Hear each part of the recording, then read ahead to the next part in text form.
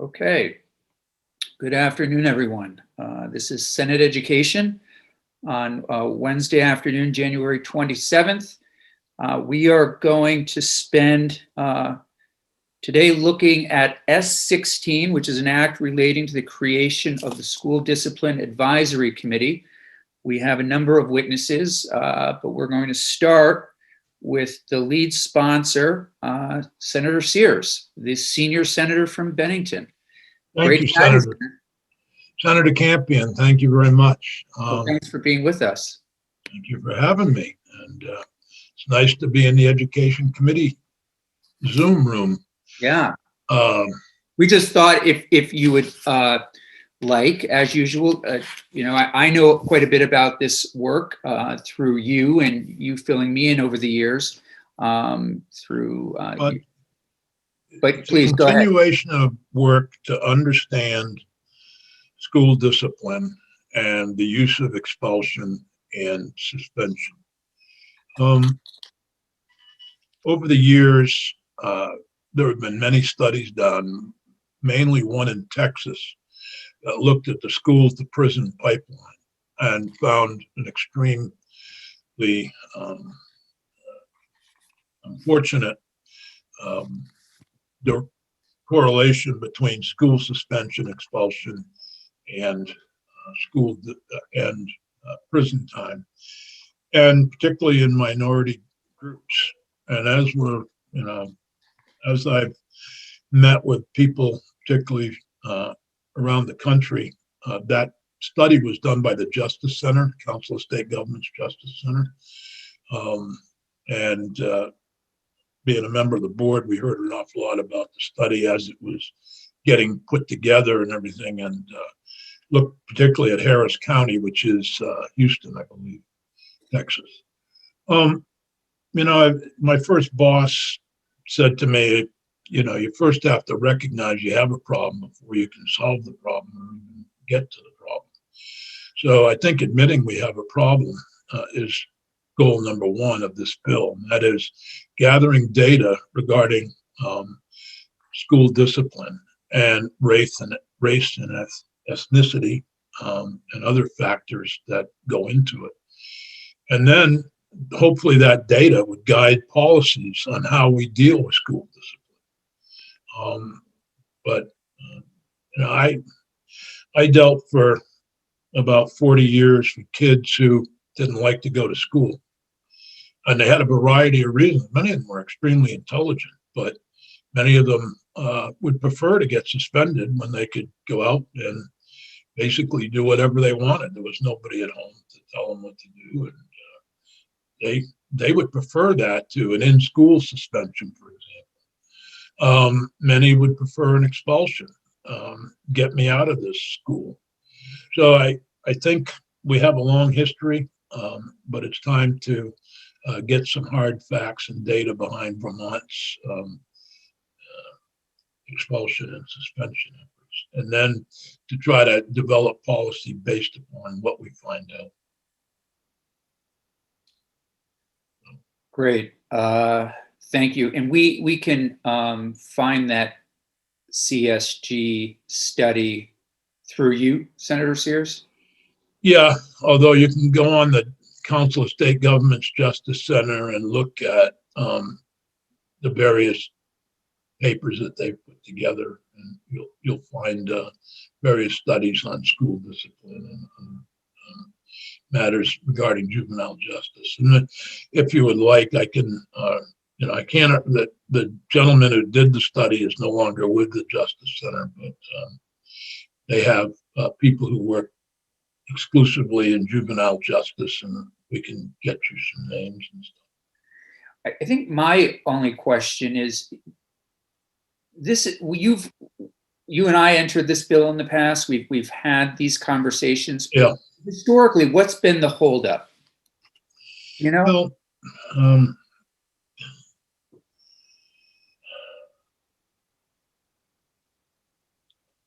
no, I'm not sure. I think it's been the other body, but okay. But it's also been the education establishment, frankly. Okay.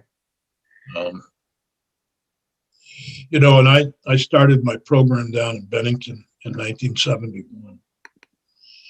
And the school system was more than happy to provide us money back then in order to educate the kids away from the high school. They would have preferred they not be in the high school. Mhm. I think there are kids that our education institutions would prefer to not be there. That's pretty blunt, I know, but I think that's true today. Questions for Senator Sears? Please, Senator Chinden. Senator Sears, thank you for this bill. And I love measuring things. I have a phrase, and of course I teach at UVM, you can't improve what you don't measure, and what you measure matters. And I see a lot of this is just trying to get accurate data. The questions I have are from a new senator perspective. I just wonder if the council, and you have so much experience, you could probably tell me what your rationale is on the creation of the council being in consultation with the Commissioner of Corrections and of Public Safety. It's unclear to me where this council would really live and how it would exist. Are there other councils of similar composition and charge, or is it better to put this, the oversight of this council more clearly and specifically under a state agency? That's a great question, and I'm not sure I'm prepared to answer it, but I think you're getting in the right direction. I mean, the reason for the Department of Public Safety and the Department of Corrections is the school to prison pipeline. That's the basic reason, but I certainly think the committee is, I would more than welcome the committee looking at other folks that should be looking at this, perhaps DCF too. You know, at one time, the largest high school in the state of Vermont was the Community High School of Vermont, operated by the Department of Corrections. I have one follow-up, if I may. So we also heard from Secretary French yesterday about part of his budget or plans is to try to unify some of the back office information systems used in schools across the state. You see a fit for not tasking the commissioners of corrections to collect this data, but maybe charging Secretary French to employ more consistency in tracking this data, and part of those efforts to standardize some of the back office systems that we use in our public schools in the state? I think they could be done in concert. We need the data to understand if there's bias in these decisions, if there's implicit bias, if there are certain groups of kids. I mean, a few years ago, Senator Campion and I introduced a bill to try to introduce alternative justice into school discipline, such as after school programs, making restitution through apologizing to the victim of bullying, for example, and having kids deal with that rather than expelling or suspending them, having them deal with what they actually did and how they can make it right. And restorative justice is such an important tool in our justice system. I think many schools have instituted restorative justice, and Vermont Anthony and Bennington has. And I think they're quite successful with it. And anything that Secretary French could do to make that generally available around the state would be, I think, helpful. Other questions?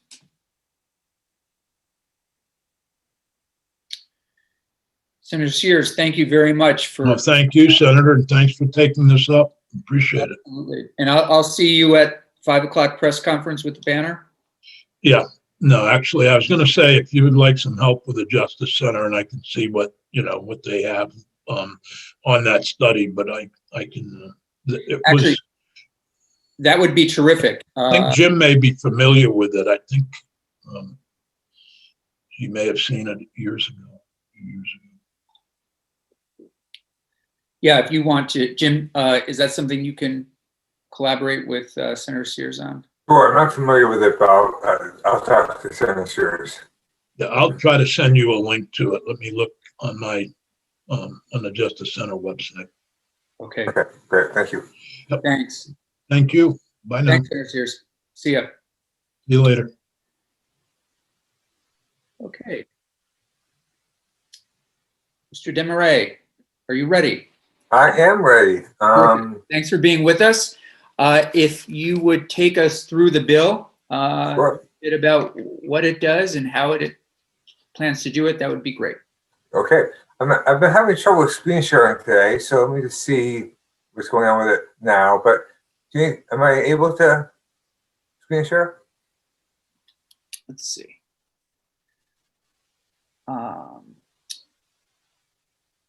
Jeannie? Yes, Jim's a co-host. He can share. Okay, let me see if it works.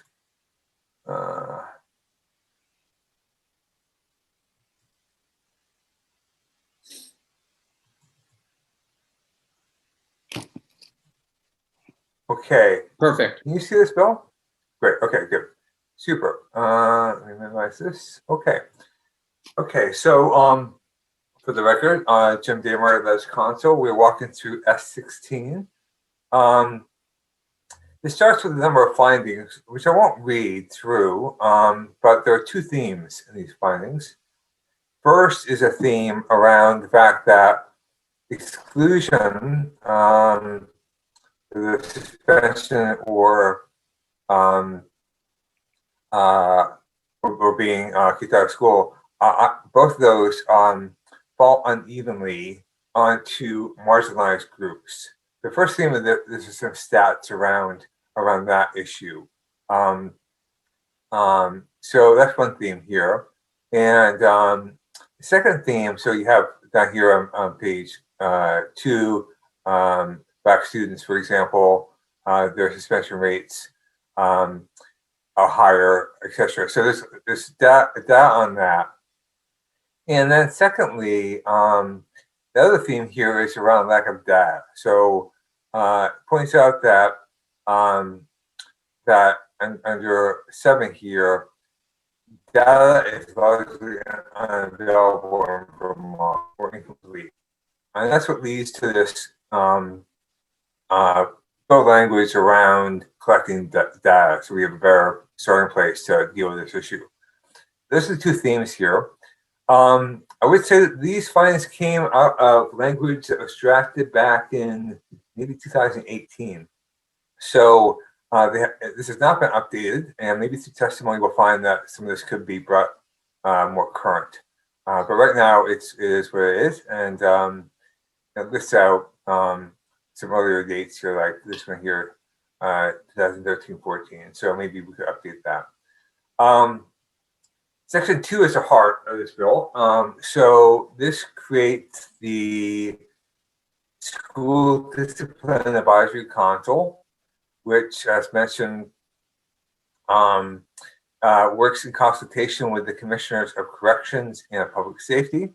And its job is to collect and analyze data regarding school discipline in Vermont public and approved independent schools in order to inform planning and decision-making, etc. The membership is 15 individuals. We've got the Secretary, the Commissioner for Children and Families, Defender General, the Executive Director of the State's Attorneys and Sheriffs Association, a Superintendent selected by the Vermont Superintendents Association, 2 principals, 2 teachers, and 2 special ed teachers, and 6, 7, and 8. Principals are selected by the Vermont Principals Association. Teachers are selected by the Vermont NEA, and the special education teachers by the Vermont Council of Special Education Administrators. And then you've got the Executive Director of the Vermont Human Rights Commission, the Executive Director of the Vermont Legal Aid, and 2 parents of students who have received an out-of-school suspension in a Vermont public or approved independent school, set by the Secretary of Education. The powers and duties of the council are to first analyze current data collection definitions and practices used in Vermont for misconduct and for disciplinary actions that result in a student's exclusion from the classroom and develop standard definitions and practices for the collection of all appropriate data related to school discipline. Second is to analyze annually on a school district basis the available data regarding suspensions and expulsions, and identify, collect, and analyze this data as necessary to inform the work of the council, including the number of instances of expulsions and suspensions in each grade operated by the district, the total number of students in each grade operated by the district who were expelled or suspended, and the number of instances of expulsion and suspension or both for each student, the duration of each instance of expulsion and suspension, the infraction for which each expulsion and suspension was imposed, and lastly, each instance of referral to law enforcement authorities or the juvenile justice system. The third function is to identify strategies, including necessary legislative changes, which the schools can develop in-school solutions to disciplinary issues, and to ensure that student access is not impaired as a result. And lastly, its function is to share insights and best practices with Vermont educators, school administrators, policymakers, etc. This console, going back up here, just a note, this is not session law. This is a new statute. So this is designed to be a permanent console going forward. I noticed in that regard that this reporting needs to be changed here. This says one report, but since this is a permanent console, it should be an annual report. It'll be on January 15th. To the House and Senate Committees on Education and Judiciary, Human Services, and Health and Welfare with its findings and recommendations. The meeting, first meeting will be by September 1st of this year. This is all standard language about how it runs meetings. It should not meet more than 6 times, I would say, per year. That should be added here. And get support from the Agency of Education. Compensation is standard compensation for members. And then Section 3 requires the secretary, before the first meeting of the council, to collect and distribute to members of the council all readily available data on suspensions and expulsions for the academic years 2013 through 2019. And then Secretary, before July 1 of next year, we incorporate the council's definitions and practices that they develop into their data collection rules and procedures to the extent permitted by privacy laws. And the effective date is on passage.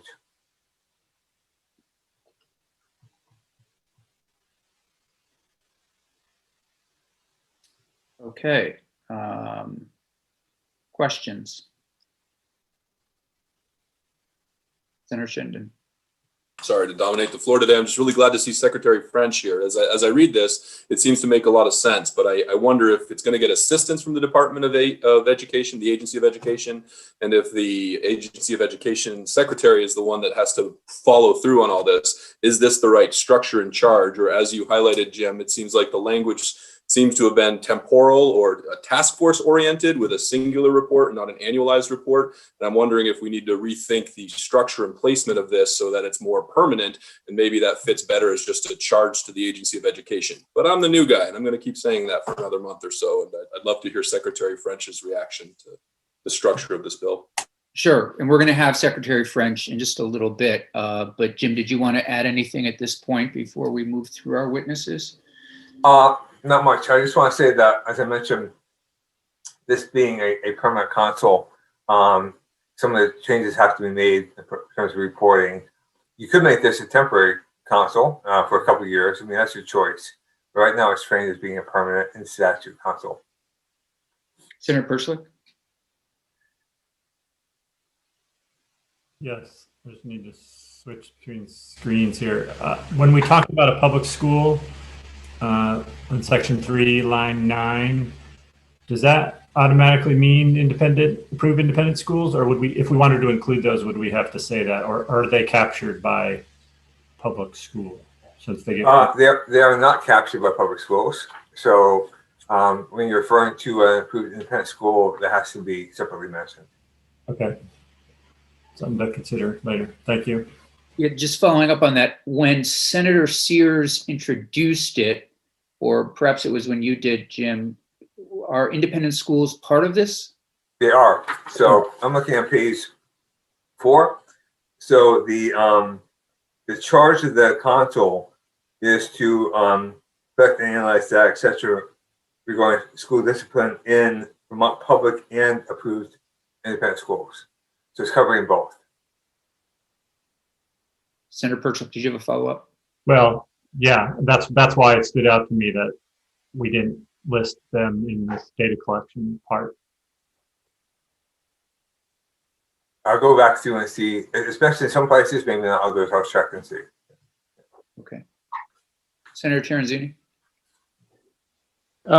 Thank you, Senator Campion. And you can tell me my comments are premature if they are, as I'm reading over the bill here. The one part that I don't quite understand, and hopefully some of our testimony today can clarify for me, is the under section 2, when it talks about creation, it talks about the creation of this council in consultation with the commissioners of correction and public safety. I'm not really seeing yet, in my opinion, the value of asking those department heads or commissioners to get involved in this. To me, it seems still like an education sort of lane to travel in, but maybe I'll get a better explanation later. I understand the statistics are that eventually some of these students unfortunately do end up in the corrections system and so on, but not understanding that portion. So I'm hoping to find out some answers, I guess, on that. Great. And as we're going through this, we're taking a heavy look at it today, but if there are people that, if we continue on this path next week, if there's anyone in particular, just let us know that you want to hear from, and we can certainly hear from that agency and that commission itself. Senator Lyons, are you looking for your unmute button, or? I was finding my note page.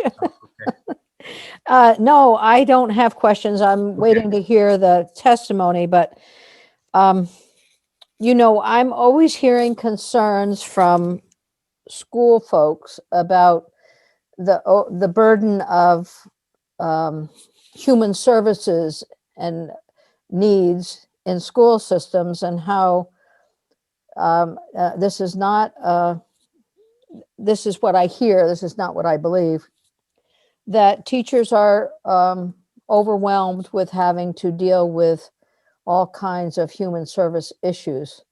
And as I look at this council, I guess I want to hear more about that perspective from folks as they testify. But then I'm also interested in, I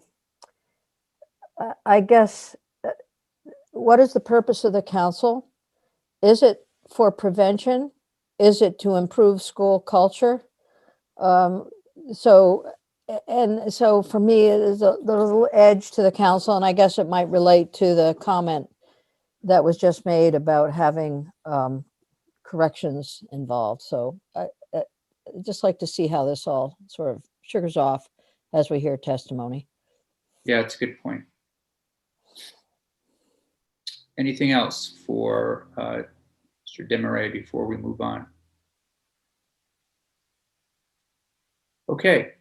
Mr. Desmarais, are you able to stay with us a little bit as we make our way through witnesses? I am. Terrific. All right. Well, we're glad to have you. And with that, I believe Susanna Davis is with us. Ms. Davis, how are you? I am well. How are you? I'm fine. I think last I saw you in person was at Bennington College on an evening that we had a really great, lively conversation. And thanks for being with us today to weigh in on this bill.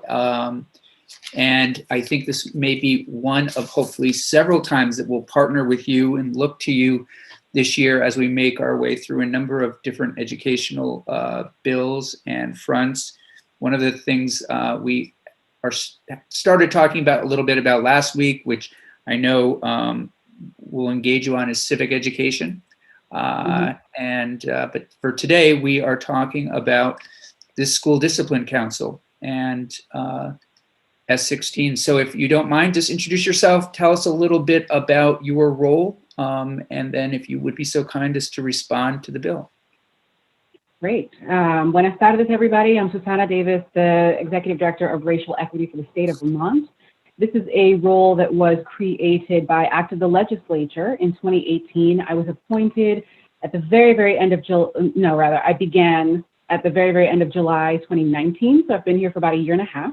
And this role is housed in the Agency of Administration. So I work very closely with Secretary Young, but the work is very much statewide. And so there's a lot of collaboration with other agencies, everything from public safety to education. I see Secretary French here, and I'm so glad to be on the call with him, and a lot of other agencies and departments as well.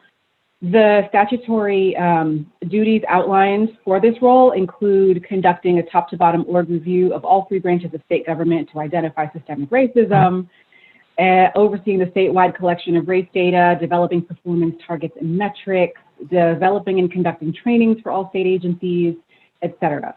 So those are some of the things that we are doing. And I was very pleased to be invited to this hearing to discuss S16 because I think there's a lot of confluence between this bill and some of the goals that we had been thinking about for schools in Vermont. So I'll talk a little bit about that. There are a lot of committees, commissions, task forces that exist that touch on equity in some form, not just racial equity, of course, but equity for the LGBTQIA+ community, people living with disabilities, people experiencing poverty and homelessness, etc. One of those committees is a task force called the Racial Equity Task Force. It was created by executive order last summer. I chair that task force, and one of the things that we were asked to look at over the last 6-ish months was systems of support that exist for communities of color in Vermont, generally speaking. The task force issued 2 reports. One of them is already public, and I can share that with, actually I think I shared that with the committee earlier this week. And in that first report that we issued in September, one of the findings that we held was that school discipline, particularly the oppressive disciplinary tactics, have a disparate impact on a lot of vulnerable students, which includes students of color. And so very broadly, the task force made a series of recommendations about this that I will talk about momentarily. All that is to say that between the work of that task force, the work of the Act 1 group, which I also sit on, and a number of other committees, the harassment, hazing, bullying, there's been a lot of attention placed on schools, school behavior, and how we deal with that behavior. A number of you may also be aware of a sort of slate of equity-related legislative proposals that have come from the administration, one of which is to do something very similar to what this bill is calling for, that is to create a body that's going to help figure out how we can minimize oppressive disciplinary tactics and maximize in-school services. So I will say very generally, I am in support of the goal of this bill and in support of the work that it aims to do. And I come here with just a few questions and a little bit of food for thought for you all as you deliberate. First, I noticed that there is a strong emphasis here on having ties with the law enforcement community. One of the things that we discovered in our findings on the Racial Equity Task Force was that minimizing student contact with law enforcement was absolutely key to interrupting the school to prison pipeline and to preserving the social and emotional and mental health of students, especially those who live in communities or are part of demographic groups that are already over-policed. So we're talking about students of color, we're talking about low-income students, et cetera. So that said, I do think that if we're considering creating a body like this, that we reconsider how much partnership happens with law enforcement, not to say law enforcement shouldn't be involved, but that I don't think they are the partners who should be primary to this group's work. I would instead invite us to consider additional or alternative partners, such as those in the mental health arena, those in the arts, believe it or not, because some of the most effective interventions when it comes to student behavior and discipline have to do with alternatives that engage students in other ways, like in the creative sector. So I would encourage us to consider having partners who represent the same areas that we want to divert students to. I'm thinking about, and I don't remember where this was, but I remember reading a few months ago that there was a school somewhere in America that had created a meditation room for their students who were misbehaving in class, and that it was very successful in that district. And so thinking about if these are the sort of diversionary tactics or alternative methods that we want to use, let's engage professionals from those spaces, because it'll make us more likely to do that successfully. So that was one thing I wanted to say. It's a lot of law enforcement there, and we may want to reconsider. Another is I noticed a heavy focus on data here, and that's so important, especially for work like mine. I am often asked, hey, do we have data on race related to such and such? And it is often the case that we don't, or that we do, but it's insufficient, or that we do, but it's statistically insignificant because of low numbers. And I recognize that when it comes to the student population, we're up against certain federal privacy protections as well and state laws. So keeping all of that in mind, I very much support the collection and the analysis of data. And more importantly, what I really want to encourage us is to make sure that we're doing something with it once we have it. Because there are data already in Vermont that tell us that there are disparities in school discipline. For example, the commission, oh goodness, I'm going to get the name wrong, but the United States Commission on Civil Rights, the Vermont affiliate of that commission issued a report, I think last December, that details the disparities in discipline for Vermont students of color, students living with disabilities, students with IEPs, et cetera. So, between them, between HRC, between Act One, between a number of entities, we do have data. So I don't want to discourage the further aggregation and reporting and analysis of those data, but I do just want to make sure that we're backloading, maybe not backloading, but that we're not focusing more of our attention on the collection and analysis, but rather that we're focusing more of our attention on action steps in response to those data. And then I suppose the last thing that I really wanted to highlight here was that we should be prepared to invest, which ties into the point that I just made, right? It's about what we do once we have the data, and it's about how we reform our system. And so I think that we might be thinking about the immediate cost of the formation of this body, and we might find that it's low cost or no cost to form this committee, or perhaps minimal cost when we consider administrative support, et cetera. But the recommendations that come out of this committee could be pivotal for Vermont students, especially those in historically marginalized groups. So as we consider the initial work of impaneling this committee, and perhaps their continued work, if it is a long-term committee, I just want to make sure that when we do this, that we're not just committing to creating another body, but that we're committing to tangibly investing in the interventions that come out of this body's work. That's going to be really key. And I suppose while I have the floor, what popped into my mind is another thing that I often mention to folks, which is that when you ask for input from historically marginalized communities or from people who tend to be underrepresented, oftentimes you will hear suggestions that might strike you as radical. And it's just so important that we recognize that the standard should not be where we are, but rather where we could go. And so as we think about how we do things today versus what are some of the recommendations that we might be hearing in the future, I just want to make sure that we're all keeping in mind that our anchor shouldn't just be how we do things now, but rather, where can our imaginations take us? And I'm thinking about, specifically, something as simple as like breakfast in school, which back in the day was considered radical because of who was proposing it, of course, the Black Panther Party for Self-Defense.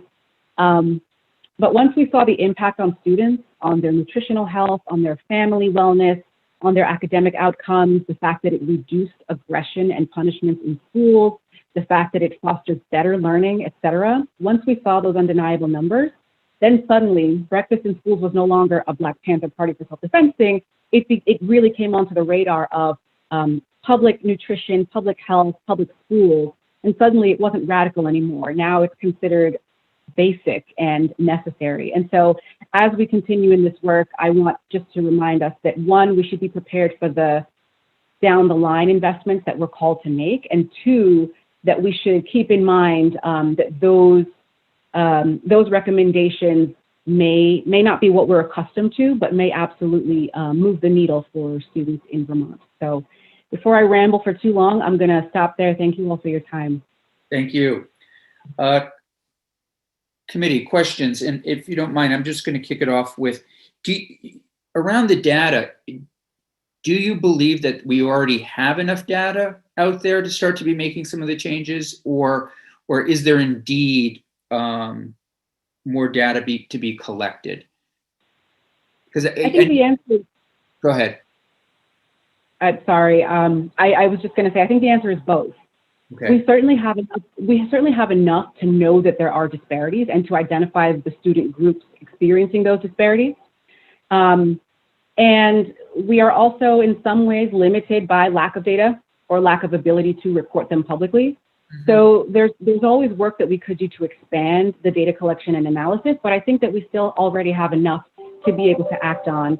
And something I should have mentioned earlier is, it isn't just about the students experiencing the disparities, but also about those who are on staff or faculty who may or may not be empowered to weigh in on certain disciplinary decisions, especially if the faculties are not reflective of the diversity of the student population.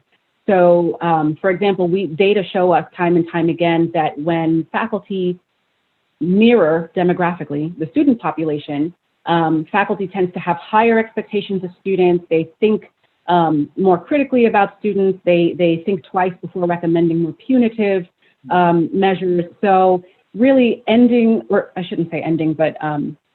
improving our school discipline structure is going to have to do both with policies that we're implementing, but also in who it is who's implementing and enforcing those policies. So I think those data on diversity, not just for students and for faculty, should be contributing to the body of data we have. Thank you. Questions?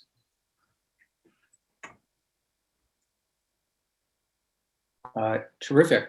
Thank you. Please feel free to stick around if you have time. You can always watch this also at a convenient hour, since everything is now on YouTube. And we'll leave it there for now, but likely we'll have you back to continue the conversation. Thank you. Thank you all. Secretary French. Good afternoon. How are you? Doing well. How are you? Not too bad. Thank you. Would you yes. like So, to... you've heard some testimony so far. Appreciate you being here. If you would share your thoughts on S16. Yes, I thank you for the opportunity, Dan French, Secretary of Education. I submitted a written outline of my comments earlier today, so hopefully the committee has access to that. And I appreciate the conversation around data. I think that would be my first point. We have a construct in statute already about data collection, and that really stems from the Secretary's authority. So I think, firstly, the issue in terms of process of how to collect the data, I'd make the observation that it's more effective, I think, to use an existing process and authority to collect data, as opposed to, creating a separate body to do that, because ultimately the agency is going to be involved in making that happen anyway. And we would prefer to be directly involved, because that's essentially how the system is configured. And secondly, I just, the issue around data quality, which is an issue, always is an issue. As a system, we've made some improvements on that in the last couple of years, primarily through the implementation of what's called the State Longitudinal Data System. Essentially, what that means is for almost all the data collections that we do with school districts, those are automated processes. So districts have school information systems in which they enter data, and then they export data from those systems to the state system. So it's going to be important if we are implementing another a data collection process here that we work within that overall system, meaning that we have a standard of data collection and process that conforms to what we already know and do, because that will greatly assist with addressing the issue of data quality. To the earlier comment, I think, where Senator Campion, your question to Susanna about do we have the data, do we not have the data? We can always have more data. I think, we certainly, I can describe the data that we do have largely in this area stems from federal requirements. So the school districts themselves report directly to the federal government in what's called a civil rights data collection. And then we have a separate federal data collection that comes to the agency, what's called a combined incident report, which is essentially number of students suspended, how many of them were on IEPs, that kind of thing. But we haven't really ventured down the path of asking Vermont questions of our system and creating Vermont data collection. So I think that's an opportunity and something we look forward to doing. But as we do that, it's important that we understand that there is a sort of a federal standard for data that we use, what we call the Common Education Data Standards. So there are, all the data elements have been defined that are in this bill in sort of a federal data dictionary. So we would just want to ensure that whatever we do in terms of data collection would conform to that standard, once again, to improve data quality and to ensure the data can be collected and so forth. But I would just... I could just interrupt there for one moment. Sure. So just to clarify, when we collect data right now, it's in a structure or it's in a format that is in sort of compliance with how the feds are asking us to collect data? For the most part, the data collections we do ask school districts to do are directly as a federal requirement. Okay. And when you say we don't collect data for, Vermont specific, so for example, can you give us an example of what you mean by that? Yeah, for example, there's been a question that's emerged from debate in the General Assembly around, I'll use pre-K as an example, and to what extent pre-K, are there pre-K deserts, to what extent is pre-K unequal from region to region, to what extent is pre-K center-based versus home-based? And we don't necessarily have that data until we listen to those questions to design a system. So to give you an example of how that was resolved, the Agency of Education is what's called a state education agency or an SEA. Each state obviously has an SEA. And we're grouped together and we have a comprehensive support center assigned to us from the US Department of Education that works with each region. We brought these questions to our comprehensive support center, which helped us design a geographic information system, basically to portray spatially the pre-K data for our state on a county by county, town by town basis. So we can share that map with you. It's on our website. It intersects with socioeconomic information, employment information. So we can really, policymakers can then, and parents and so forth can look at that data and visualize and draw some conclusions about to what extent pre-K is being responsive, or the system's being responsive to the needs in different regions. So that's an example of a sort of, I would say, a customized solution to questions that emerge that we ask of data all the time. But the bulk of the data collection we do with school districts, it's really the federal government that's asking the questions, and as Susanna alluded to, sometimes there are limitations on how Vermont can respond. Firstly, our governance structure is fairly unique. I would say in Northern New England, we have the shared, let's say the supervisory union model, which is fairly unique. In most parts of the country, there's the district is the essential sort of compliance building block, if you will. But we also, in Vermont, we have low numbers in a lot of those entities. So to Susanna's point about suppression of data, that's always a perennial issue. That's really helpful. And I'm just wondering, again, if you could clarify a suppression of data. So when the numbers are very small Is it a confidentiality issue in some ways that we don't ask for certain kinds of data? Yeah, it gets basically this term suppression is usually the beginning of a data collection, which asks a question, for example, how many students of color were suspended? Yes.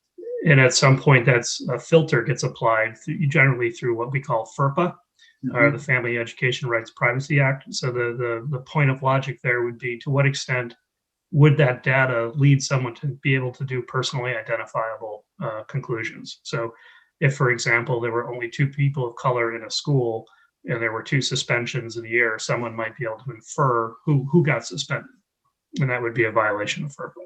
So those kinds of issues sometimes emerge in our data. That's very helpful. But to the larger question, so the first point, I can talk a lot more about data collection, but I would just make the observation that we are interested in improving data quality. I think all Vermonters, including members of the General Assembly, particularly data quality in education.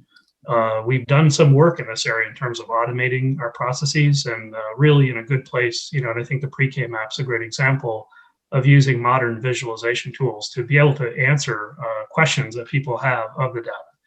I tend to be fairly protective of Secretary of creating other data collection processes outside of that sort of automation workflow, because we've worked really hard to pay down, I'll call it technical debt, if you will. We've been using very antiquated tools at the agency over the years.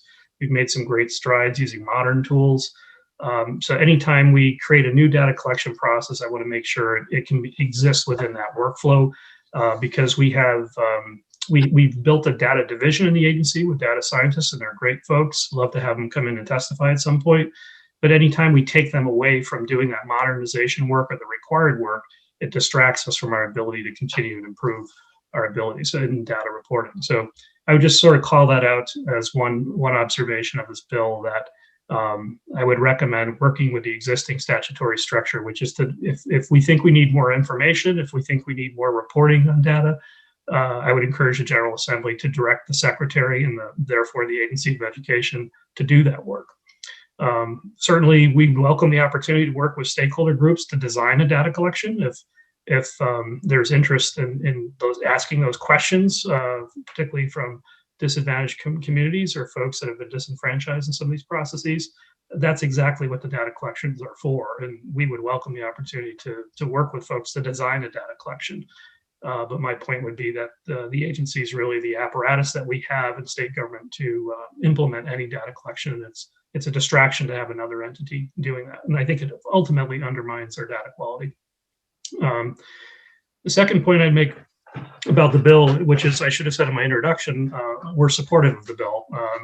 We think it's important work, and I just want to piggyback a bit off Susanna's comments, because as we were contemplating, reflecting on our COVID experience, and particularly what's going on this year across the country in terms of race relations and hate crime and so forth, we arrived at discipline, or the interest in having a state level committee on discipline, not necessarily from the data conversation, but as a strategy, a series of strategies in a sort of portfolio, if you will, around expanding equal opportunity for our students. And what I provided today in my written testimony is sort of an outline of 4 strategies we see being central to that. And one of them is a state level committee to look at discipline, and particularly exclusionary discipline practices. And I think, one of the things I just emphasized from Susanna's testimony, it's a great question to ask. Do we have sufficient data? Do we need more data? But one of the things I think for many educational leaders we've taken away this year is that that should not delay our action. We have sufficient data. We know what best practice is in discipline, and we know there's some innovation going on even in Vermont in regard to that. So it's really a question of highlighting or modernizing our approaches to discipline to make sure they're culturally and racially responsive to all students. Once again, our commitment here is about equal opportunity. And I think it would be useful in that regard to have a state level committee to identify those practices and to call them out and to put pressure on the system to adopt them. We don't need necessarily more data to do that, to justify that work. I think it's well known in the field of education. We have research on that. We have models of best practice. And I don't think it's necessarily just based on what I know of this area, that it wouldn't take 2 years of study, a collection study of data to come to that conclusion. My fear is that we'd waste 2 years, particularly at this moment of history that we're in. There is a sense of urgency that the system move forward, I think, and adopt more of an action disposition to take on some of these significant institutional issues. So that's a point I think I would also highlight, that certainly sympathetic and interested in advancing a state level committee. I think it's time. I think the mechanics of data collection, just from a sort of a clinical perspective, are concerning to me. What's being proposed, I could think of some better ways to do that. But then secondly, I would situate the work from our perspective in a broader strategy around expanding equal opportunity or ensuring equal opportunity for all of our students. And we've promoted some other strategies in there around curriculum and so forth that we think are also important. Great. Committee questions? Senator Persily. Yeah, thank you, Secretary French, for those last comments. I'm glad to hear that you're, interested in moving forward and not just waiting for the data collection, as we know that there's no time to lose on making these changes. And I liked your 4 suggestions in your written testimony that I saw. One thing I wondered if you could kind of give us an update, or maybe it's not you, somebody else, but when you, in your number 2 is to expand the charge of the Act 1 working group. And I know the working group in Act 1 ends, I think it's next year, 2022, but I wondered if, because of COVID or other things, before we add work to them without, expanding their lifespan, that we know where they are. Maybe we just hear from them later, but I haven't heard an update on their work yet this year. Yeah, I know they will be bringing that forward to you. My sense of that, the work has been going very well. I know they've reached out to the state board. They have an obligation to report to the state board as well, so they're in the process of doing that. The point I'd highlight that's brought into my written testimony, and I think this is going to be a big policy debate, particularly in this historic moment that we're in for Vermont. It's about what is the role of curriculum. So it was brought out in the Act 1 debate. We have a construct in Vermont where the State Board of Education adopts curriculum standards like the Common Core and so forth, but then local school districts are charged with coordinating and developing a curriculum for their school districts.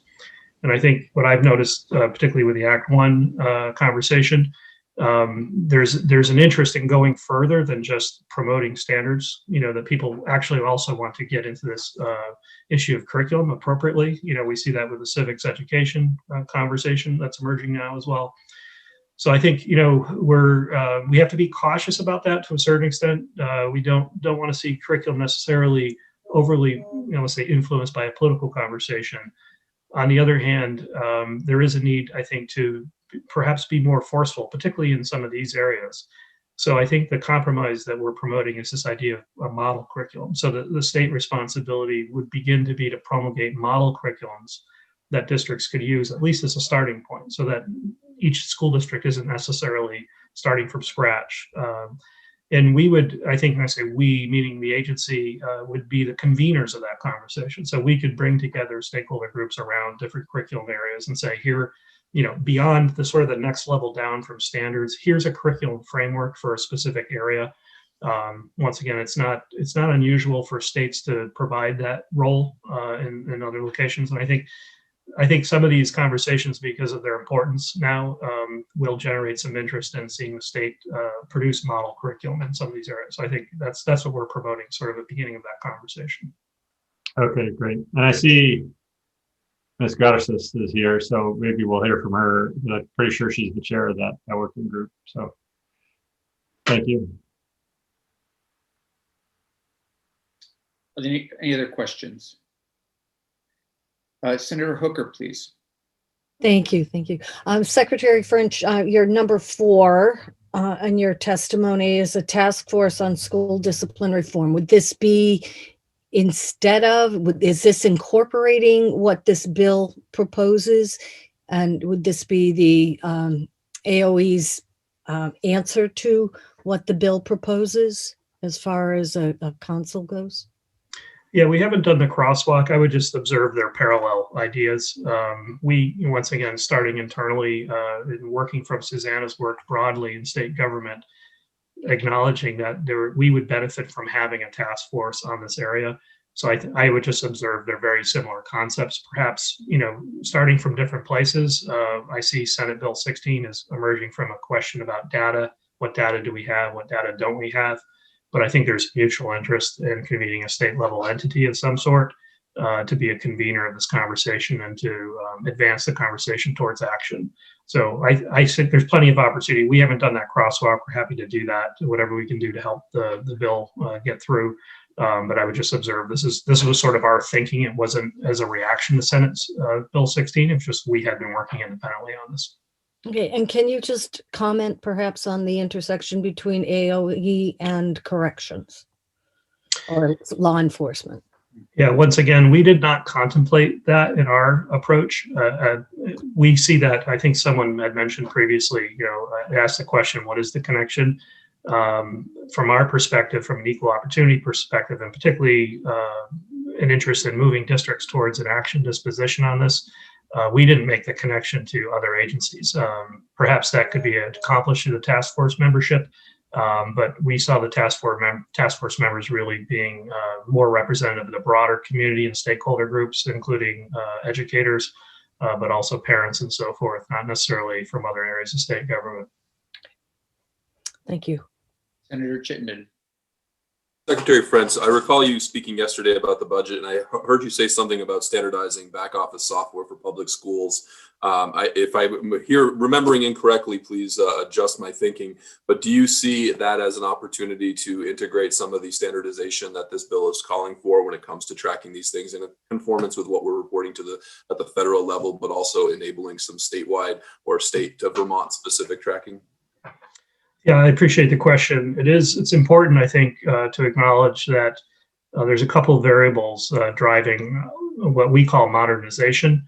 One is to improve the quality of the data we have. And, basically what we have right now, the construct is that the local school districts have what we call a transactional database. On a daily basis, they're recording attendance, discipline, grades for students, residency, the basic biographical information of staff and students. And then periodically, they export data out of this local student information system to the state longitudinal system. So in between those two things, when we start thinking about data quality, basically what we want to do is reduce the opportunity for any of these data to be modified along the way, multiple hands having to touch them, arrange them, visualize them, whatever it is. So those automatic processes allow us to do that. A point of vulnerability in that chain right now is the variability of the local school district information systems. We have considerable turnover of school staff in those positions. And these are not necessarily simple systems to operate. There's as I mentioned, there's a whole federal data dictionary sort of approach and uniformity that has to be learned, and the reporting requirements themselves are fairly sophisticated. So it's challenging, and we see the pattern across the state as districts have turnover in those positions. It's really hard for us to bring those people up to speed.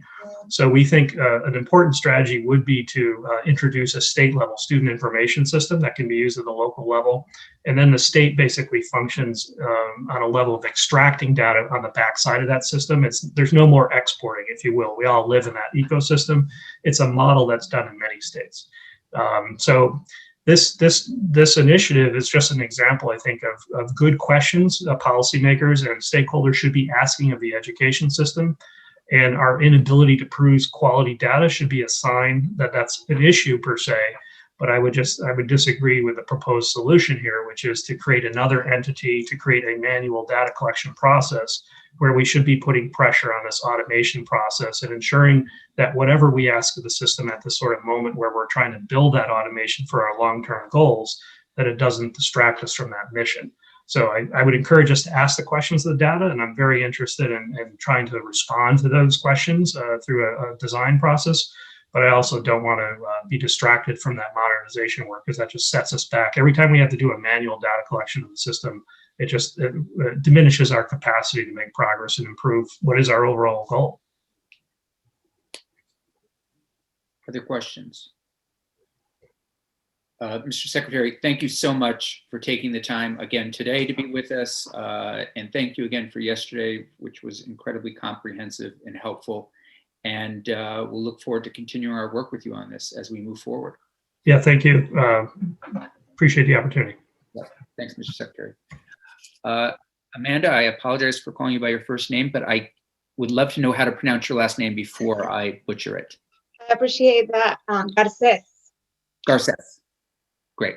Thank you so much. Thank you so much for being with us. I understand you're not new to the committee, but the membership has changed slightly, and looking forward to hearing your thoughts on S16. I see. Thank you so much for having me here. So I want to introduce myself. I am the Director of Policy, Education, and Outreach for the Vermont Human Rights Commission. Our mission as an agency is to promote full civil and human rights in Vermont. We protect people from unlawful discrimination in housing, state government, and places of public accommodation, which includes schools. We enforce it through anti-discrimination laws, through investigations, conciliations, and litigations. The Commission provides education and training and develops and advances policy relating to the protection of the most vulnerable, those belonging in protected categories, including women, children, Black and other people of color, New Americans, persons with disabilities, and members of our LGBTQ community. I am really happy to be here and thank you for the opportunity to testify on this bill. It's a new year, and we really hope that this year brings hope for many of you. We are very lucky in Vermont to have organizations and grassroots groups who are committed to education and who envision an education system rooted in transformative justice and equity. And I am hoping their voices reach you this year. And I am here to offer myself as a support to reach those voices who are not always present. I first want to say that I reached out to the disability rights community and asked for their feedback on this bill, and their thoughts are included here. I respectfully suggest that to have them weigh in to this important bill because this is really impacts their community. In regards to S16, I appreciate that the intent of the bill is, but find that there might be other mechanisms where we can get to the goal. The Vermont Human Rights Commission is part of many councils, task forces mandated by our legislative body. The creation of yet another working group without sufficient funds to do its work is troublesome. And as someone who has advocated for other unfounded councils and working groups, I am now urging you to not go that route. As the chair of Act 1, the Ethnic Studies and Social Equity Working Group, which I hope to comment share work, I know firsthand of the amount of work that it takes to manage the working group and the work that is behind making the information accessible to all participants. That is no small task, and we should make sure that if we want to include impacted and marginalized families in any working group, that we ensure accessibility, because that in itself is an expertise. One thing that stands out is the makeup of the council. As an advocate pointed out, weighs heavily on officials within the system or are in policy positions. If we want equity, we need to move away from the current practice so that we can really move our state to where it needs to go. We must support the voices of those who have been marginalized and impacted, and that representation should be majority. It is a very different experience. And as the wise Ed Paquin, if you have not met him from the Disability Rights Vermont, stated it will be more successful if the council had a better balance with those who run today's system and those who would like to see a change. If you decide to go this route, here are some recommendations around compositions. Disability organizations should be included and should be appointed by the Vermont Center for Independent Living or Developmental Disabilities Council. Caregivers of students with disabilities and students or former students with disabilities should be selected from organizations who work in those communities. We have such a rich amalgam of organizations here in Vermont who have championed disability rights, and they should be the ones directing the best people for this work. I'm going to emphasize that they're the ones supporting our families with litigation and other support services. An advocate who works with families also thought about the fact that school districts often contract with designated agencies to provide educational and behavioral support to students with disabilities, particularly for students with emotional disabilities and students with significant behavior challenges. These programs should also be represented and should be required to receive that data, to collect data. BIPOC organizations from Black, Indigenous, people of color should also support in the appointment in this, and who have been affected disproportionately when it comes to this issue of discipline. Individuals from the LGBTIQA community are also impacted by this and should be included in this conversation. We already know that data collection is a hard issue in our state. Report after report, we keep saying we need more data, but creating a council does not solve our issue. We need to be bolder. Our data collection lacks consistency. We need to standardize it and require the collection. We should have an AOE public dashboard so we can access the data and should be disaggregated by race, ethnicity, disability, and language. In 2017, the Vermont Legal Aid report called Kicked Out, if you have not seen it, I really encourage you, talked about students of colors and students of disabilities being 2 to 3 times more likely to be suspended and excluded than their white counterparts. We would like to see that report, that progress report. What's happening since 2015, right? And so how can we make those systems better? Did we get better? Is there progress, or are we not moving? We would also like to see the collection of data on referrals to law enforcement and a response to discipline. How many students are removed by law enforcement when called by administrators? And how many students receive citations to juvenile court or behavior at school? And then let's end to say what are we doing with this report? Or maybe let's start there. What are we doing with this report? Let's first decide that so that we can be bolder and move this work. We know the data already points to this proportional impact to students with disabilities and students of color, Black students from the LGBTQ community. So let's not study anymore, let's do. So that's all I'm asking is, we can study, yes, but we also need to do. So a council needs to do and study at the same time. There's no or, there shouldn't be an or, there should only be an and. And so I just reiterated what Susanna said, and I appreciate our AOE Secretary French and for having that same sentiment. I am open for questions. Ms. Garces, that was very helpful. Just a couple of clarifying questions. In general, it sounds like, and please correct me if I'm wrong here, you support moving in this direction with the changes that you outlined, and those being a real rework of the membership of the community, as well as sort of what we heard from, I think, both Susanna and Ms. Davis and Secretary French, which is there are things that can be done now, and let's not postpone for 2 years, because we do have some data that we can actually start to make good, healthy changes in our system based on that data.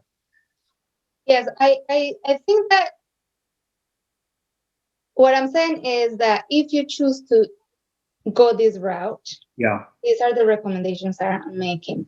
I believe, and echo Susanna, there's already some task force. There was mention about the Act One working group. I cannot say that we want that work because I need to speak to the rest of the committee, but that is part of it. There are already task forces that are looking at data, racial, all the data. So like, who is the best group to be doing this? Do we need to reinvent the bill? Do we need to do that?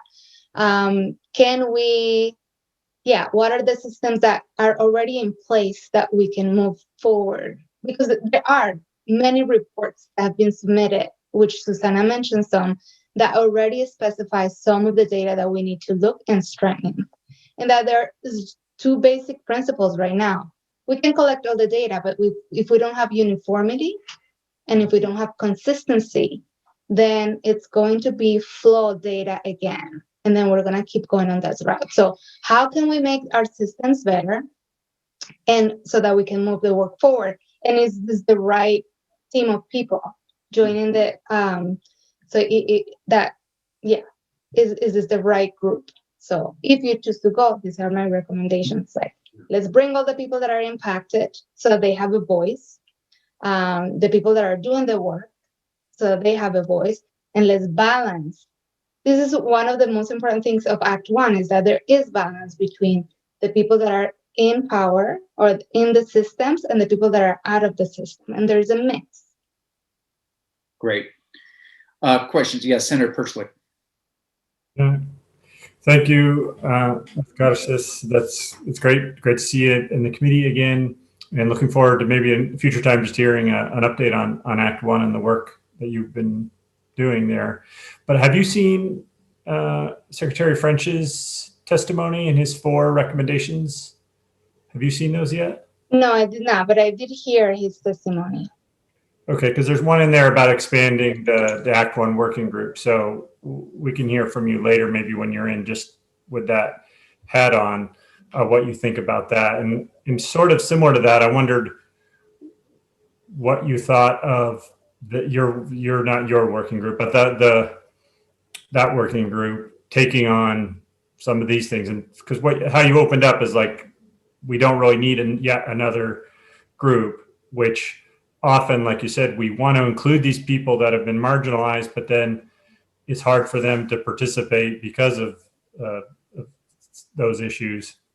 And we're kind of like basically asking them to do all the work for the state that we don't want to put forward. And it's a lot of work that we're asking, and it's very important work. So I wondered if you either now or later would have suggestions on how we could either use your working group or Secretary French's other suggestion of a different group, instead of just kind of imposing on more people to have meetings. We give them the per diem, but that's not really sufficient for the work. So yes, and there are some lessons that we're learning from Act 1. And so one thing that I would say is that if there's funding to make the work possible, then it is a no-brainer.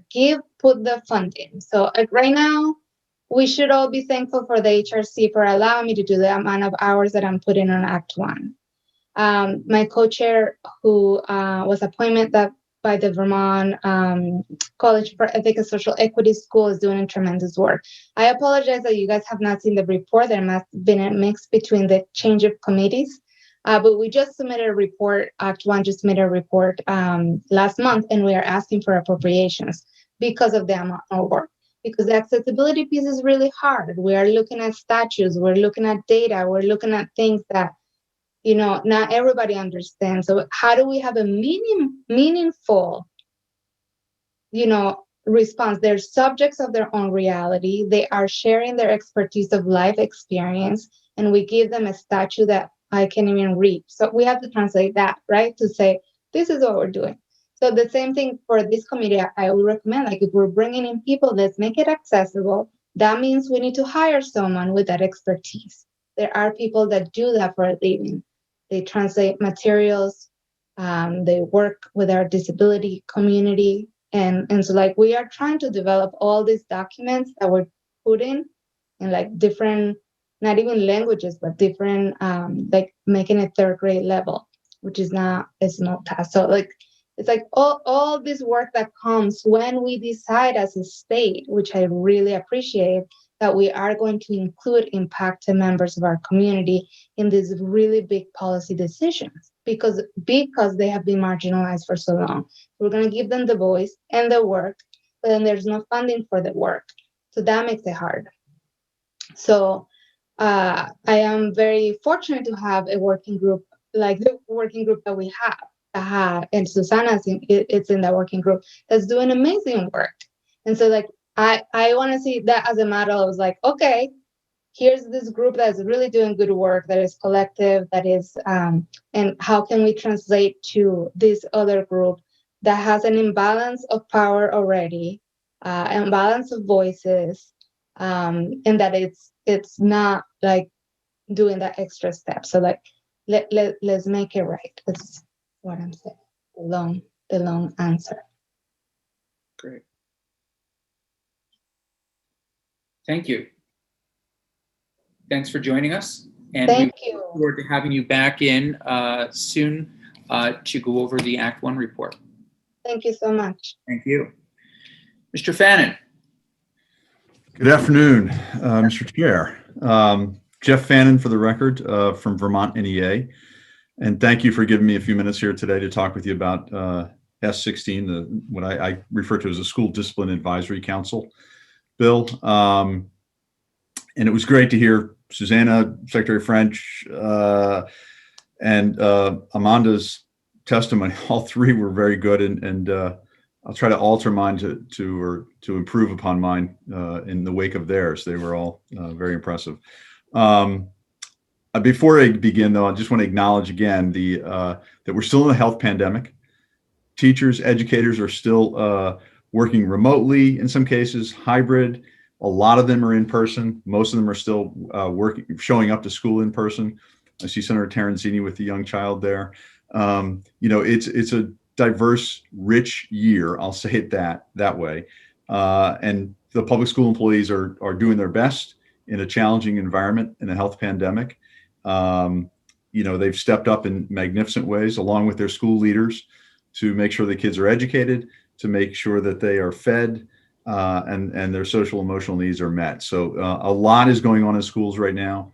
It looks different than it did a year ago at this time, but hopefully we'll be back to normal. I don't know when, and it's important to just keep that as a backdrop for me, at least personally, that a lot of educators are going through a lot right now. It is not easy, and they've just created great workspaces for their students so that they're safe and they're educationally appropriate, wherever that space may be, online, in person, or a combination thereof. So these essential frontline workers are doing their best in a really challenging environment.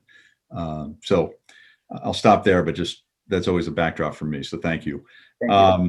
As for S16, in general, we support the creation of the advisory council, but we do have some suggestions. And Ms. Davis, beat me to the punch. We didn't share testimony, but some of her words are better spoken than mine. But right out of the box, she mentioned what I guess I call the overemphasis on corrections in law enforcement, and I call that the framing of the bill itself. And I don't think that's the intent of the sponsors at all. In fact, I'm sure that it's not. But it just does come across as being overly emphasis of corrections, law enforcement, and I think we could do better. I'll say that. It's an opportunity for a revision of the bill itself as we move forward, if in fact you decide to move forward. And again, the corrections and criminal justice angle appears again in the makeup of the council itself. I think Amanda Garces did a nice job of outlining some other groups that might be worthy of being participants on the group. I'd also add to that, that many marginalized students that we're talking about here in this bill are suffering from trauma, not of their own doing, not their fault in any way. And we ought to acknowledge that reality and perhaps put some people on there from the social worker community. I think Secretary French mentioned DCF possibly. Mental health, Ms. Davis mentioned. So there are other groups out there that probably should be added to this to recognize, excuse me, that the students we're talking about here come as they are, and we need to make sure that we genuinely look at who they are and how they arrive in the system. And again, the system is largely the education system that we're talking about here. And so the emphasis on the criminal justice is not to say that we shouldn't use those folks as resources. I just don't know that they should be primary council participants. And And finally, with regard to the data and the agency of education, I will say this, that under subsection, I think it's subsection F, and the agency is designed to, or at tasked with providing technical, administrative, and legal assistance to the council. But I don't see any associated resource attached to it. I quite frankly think the agency of education is overburdened as it is now. And Secretary French may not agree necessarily, but from my vantage point, they need resources to do the many things that we've asked them to do. So yesterday, Secretary French mentioned data, the back systems. That's been going on for a couple of years. And it needs to, if they genuinely want to roll it out, I think we've got to give them the resources to do it. This would be one aspect of it. But if we're going to give, lawyers to give legal advice to this council as they advance, maybe we ought to have a designated position to support the work of this. This is a high priority for the state. And when something is of a high priority to any organization or any entity, you see it in their budget. Their priorities are seen in their budgets decisions. And I don't see that here. And I think we need to have it here, quite frankly. So, and the other piece I would look at too is, and I think Secretary French mentions it, I guess maybe you could extrapolate that he mentions it, but certainly school board policies, and maybe Sue Siglowski will speak to that. Those ought to be reviewed. I heard from a teacher talking about zero tolerance policies, and they may be appropriate in some instances, but maybe we ought to look at those to see how they overly affect students of color, students with disabilities, or any other marginalized group of students.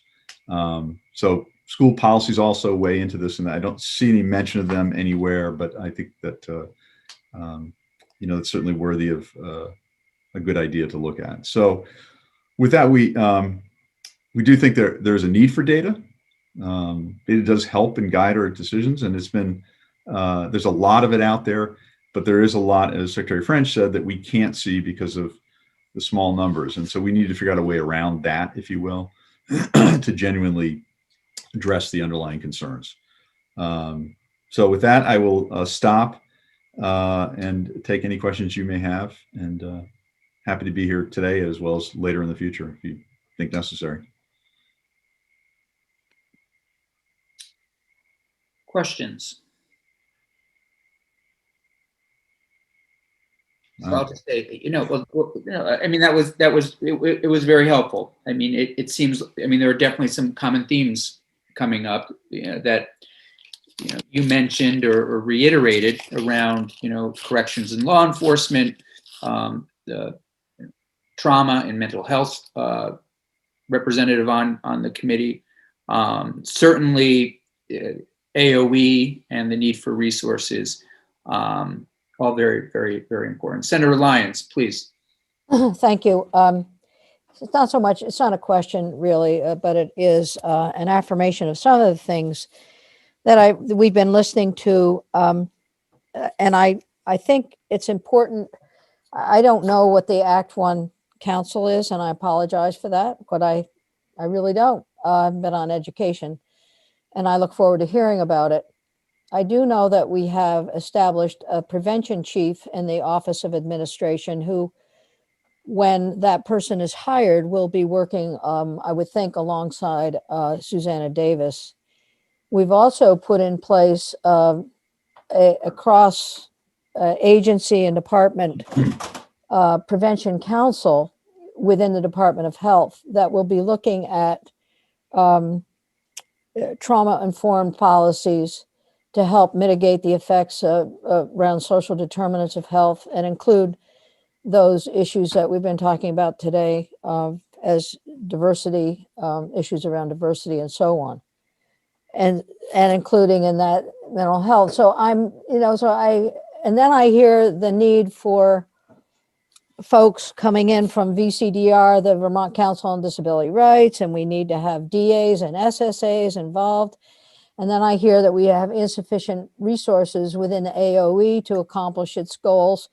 And at the same time, these other organizations that have been identified are also stretched thin. So we know that our schools really need to have they need the reinforcements that will help build this culture of prevention and be a trauma-informed group of professionals, which, I understand working very hard on that in schools. So for me, it seems like the biggest thing we need to do is to have boots on the ground. We really do need to be implementing some of the things that we know about and coordinating between and among all of the different councils and leaders in state government and elsewhere. So that's just a comment. The more I hear, the more I think coordination could be really important in this process. It's a great comment, Senator Lyons, and I'm reminded of it's really taking us a little bit afield, but after 9/11, what the law enforcement community realized was they had no way of talking with one another. They missed a lot of communications, if you will, and a lot of signs that weren't swapped back and forth or whatever. And maybe that's what you made this a poor analogy given what I said earlier, but the truth is, what I think you're talking about is coordinating all of these efforts, these multiple efforts at some level, whether I think it's got to be the state. I'm thinking aloud here, but to ensure that all of these things that we are doing, and we are doing a lot, are well coordinated, well resourced, appropriately resourced. Some of us that will testify after I am here. This morning we're up in Ways and Means talking about resources. I was, at least, in getting that for schools in the Ed Fund. And so the Ed Fund is particularly well positioned right now financially, but we want to make sure that it's there. I know it's amazing. We want to make sure that it's there, not just this year, but next year as well, as kids come back and their needs are significant. And we need to make sure that there's some coordination of this issue that we're talking about here in S16, that it happens. That was a theme from several people, that we can't just collect data for the sake of collecting it. We actually have to do something with it. I thank you. I agree with you. And obviously, the Prevention Council is something that's near and dear to the work that we've done in health and welfare. And the prevention chief, who should be sitting in the Secretary of Administration's office, I think that's the level that we need to have this coordination, period. And then the resources to accomplish the goals and the recommendations. But that's my own opinion. Thank you. Other questions? Yes, Senator Hooker. I guess after listening to Senator Lyons, my question is, how do we tease out what we have already for data, what recommendations have been made, and listening to Secretary French and Ms. Davis and Ms. Garces, the fact that, we do have the data, and now is the time to begin things, even though we need to collect more data. So what would be a good step toward collecting the reports that have already been made, the data that's already been collected, and to glean from that, where we can start with some of the recommendations? Who would do something like that? Would that be up to education? Would it be up to, Ledge Council, who would have access to these reports so that they could go through and get information out of them that would be usable right now, so that we don't have to wait 2 years for a council to come up with other recommendations? Yeah, it's a great question. I'm not sure I know the exact answer. My thought would be that schools are pretty strapped right now with, trying to operate. I'll just say that. And that's, from the administrators all the way down to everybody else in working every day in the school with students, in their classroom or on their bus or in their cafeteria. So I think it's got to be, my thought is that the agency of education, if we're going to focus on education and not the criminal justice aspect of this, which I acknowledge is later on down the road. But if we really want to get at this at the earliest stages, then it's got to be, I think, the Agency of Education. But again, I'll repeat myself that I think they need the resources to do that. That is not an insignificant lift to pull all the various reports together, coordinate those, as Senator Lyons, mentioned from the Department of Health. There are other groups that are doing some of this work, and I think it needs a concerted, focused effort, perhaps at the Agency of Education to make that happen. Yeah, I mean, just to add to that, it seems like so much in our country has been studied, has been examined. Sometimes it really is taking the research, curating it, putting it out there, and getting some decisions made or get some policy advanced based on what has already been done. That being said, I think simultaneously continuing to collect data of some, relevant data makes sense. Absolutely. Yeah. Anything else? Mr. Fannin, thanks a lot. Really appreciate it. Thank you all. And we know you're doing some other work for us, and we look forward to getting you back in sometime soon. Absolutely. Look forward to it. Thank you. Thanks. Committee, why don't we take a break until 5 minutes after 3? We've been at it for a while, and come back then and hear from our last witnesses. Thank you. We appreciate you coming in, having a conversation around S16, and look forward to hearing your thoughts, questions, concerns, support of. We'll just leave it there. All right, wonderful. Thank you. Appreciate it. Would you like me to share the screen? We sent testimony to you. I can actually show it on the screen, or if you'd rather have me just speak to it, and it's up to you. I believe there might be a senator or two that does not have it, not able to access it. So why don't you go ahead for now and put it on the screen? Okay. Jeannie, have you given me co-hosting rights? I'll let Jeannie do that. I have. Awesome. Should have known you would have had that already done for me. All right. Everybody see that okay? All right.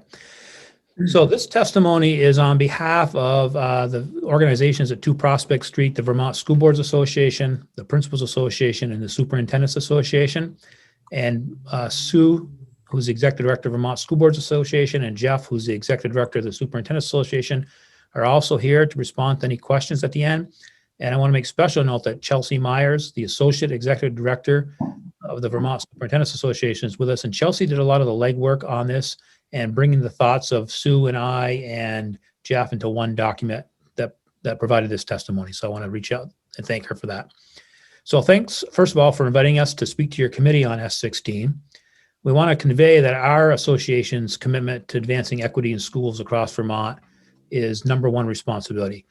We recognize and support the need to examine exclusionary discipline practices as a whole, and in particular, how these practices disproportionately affect traditionally underserved students. So in that spirit, here are some considerations we asked you to think about. In terms of data collection and transparency, we believe that data transparency is an important tool for district and state leaders to examine their practices and adjust accordingly. School districts are required already to report exclusionary discipline data, including desegregated reporting, to the Office of Civil Rights. We ask that consideration is given to reducing redundancy in reporting, and to the extent possible, have the Agency of Education utilize data that is already being reported. We recommend considering strategies to improve the fidelity of the reporting of this existing data and more transparent reporting at the state level. And we recognize there are some small n numbers in some schools where that has to be taken into consideration. A complete picture of the data that exists at the local and state levels is a critical first step in identifying what information might be needed, and any additional data reporting and transparency should meet all requirements for student privacy.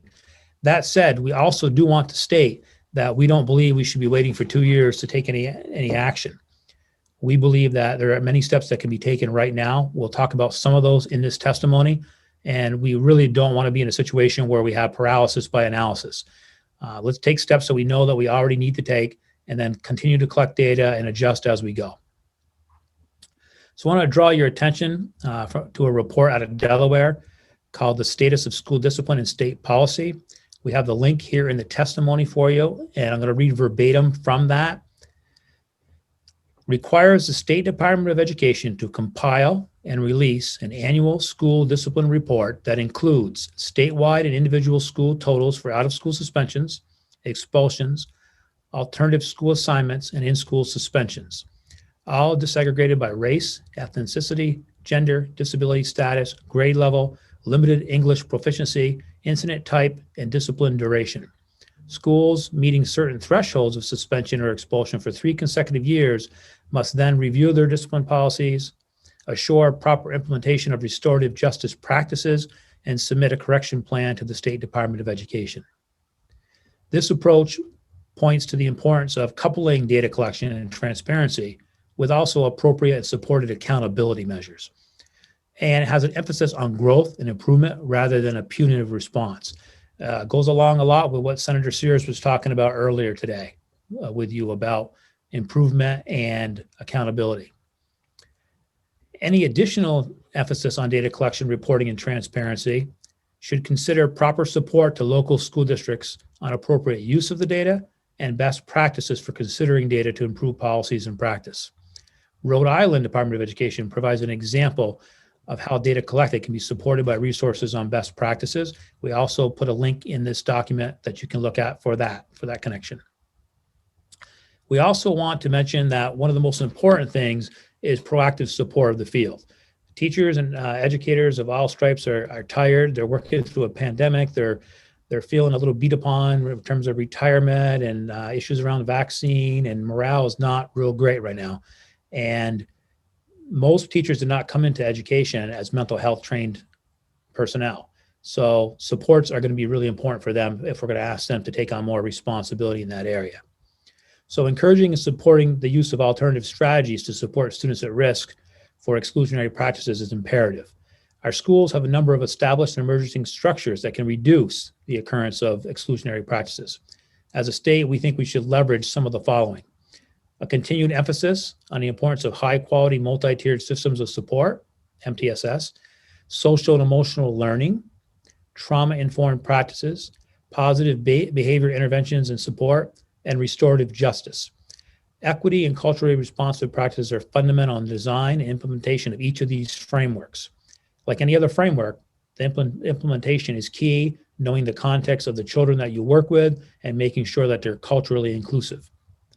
There needs to be a focus on integrated mental health services. This has been a huge problem for a long time, and it's something that we need to try to find a way to address. It needs to provide best practices around building a positive school climate and to reinvigorate the need for a well-vetted statewide school climate survey, which we all fully support. There needs to be an increase in the availability of and funding for implicit bias training to meet school communities where they are at, and is intended to how implicit bias impacts school disciplinary practices. You don't know what you're doing wrong until you're taught what you're doing wrong. We believe that building systems that support alternative methods of schooling need to be in place. There are times when a student may need something more than what can be provided in the regular structure of the school. Schools need support in providing alternative learning environments to support students for whom the general school systems are not effective. This may include strong embedded mental health services for the student within the school.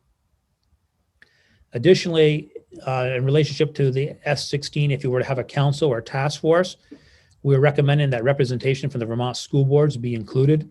School discipline is an area that is currently and appropriately addressed in school board policies at the macro level. We also want to make clear to the committee that supervisory union school district boards are responsible for establishing a supervisory union-wide curriculum, and that's in section 261A1 of Title 16. Some policies related to the topic that we already have in place. All school boards currently have a firearms policy, and that is based on VSBA's model policy. This policy is required by law and references federal law, and it includes expulsion as a sanction. So an example would be if a student, for example, if I'm a superintendent again, a student brings a gun to school for whatever reason, even if it's a second grader, I would be compelled to have an expulsion hearing. It does not mean the school board needs to expel that student. They certainly could do something different, but there would be an expulsion hearing by policy. And then many school boards, if not all, also have a student discipline policy that's based on VSBA's model policy on student discipline. Other things that we think you should consider: reducing or eliminating expulsion in grades pre-K through 3. This would minimize to the greatest extent possible exceptions to this rule. We realize with any law or rule, there could be an exception, but we want to close loopholes as best we can. We also think you need to consider private childcare providers and any actions resulting from this work. Nationwide, evidence clearly suggests that pre-K students that are in private centers are expelled at much higher rates than in the K-12 system. And for an example, you can see preschool expulsion and suspension defining the issues paper that we linked here. And prohibiting expulsion and out-of-school suspensions for most nonviolent infractions, including truancy and attendance issues, is another step we could take. Many years ago, before I was a superintendent, I was a principal, and we were at a meeting, and a principal from a high school that shall not be named, they had put in a policy about smoking cigarettes. And the policy was that if a kid came to school and was caught with cigarettes, it was automatically a 2-week out-of-school suspension, 10 school days. And so, and there was no punishment other than that, because if it was their first offense. And what they had, I believe it was like 107 kids at the high school that brought cigarettes to school on the first day of deer hunting. And they were all suspended for 2 weeks, and they all went deer hunting, and then they came back to school. So policies don't always do what they're intended to do. So we need to make sure we look at that. So finally, our associations believe that creating more equitable and anti-racist schools is of the utmost importance. Given the complexity and scope of the work, consideration should be given to establishing a designated team or person at the Agency of Education that is able to provide technical assistance, research and report best practices, and lead the complement of statewide initiatives that have been and will continue to be introduced, whether you have this task force or not. And we did not talk to Senator Chittenden earlier or change our testimony based on what he said, but having some leverage of expertise at the state, at the AOE that's leading this, we feel is very important. And with that, we'd be glad to take any questions you may have. Okay. Senator Perchlik.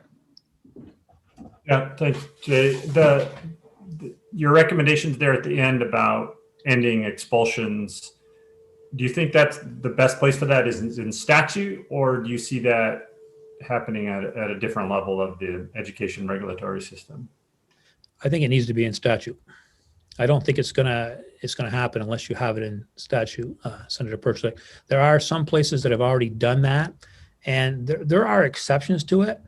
And I'm not able to think of a case off the top of my head right now. But pre-K through 3, if we're sending those kids home and we're expelling those kids, that's a real problem. And if we do that, we really are buying into the present to school to prison pipeline. Okay. Yeah, I mean, it's to think about kids going home. I don't know how kids get caught up. It's at any age. If you're out for a week and algebra is being taught, or something we've been talking a lot about in this committee, literacy, reading and writing, it would the challenge. And then of course there's the emotional toll on being suspended, being expelled. So, other questions?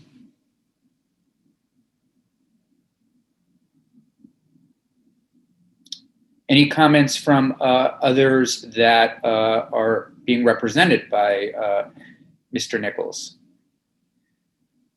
I apologize. I thought you were all going to testify, so. But I figured your committee was working pretty hard and you could use a little bit of a break, so we decided to pool together. And we do that from time to time if we're all in agreement. Tricking the committee chair.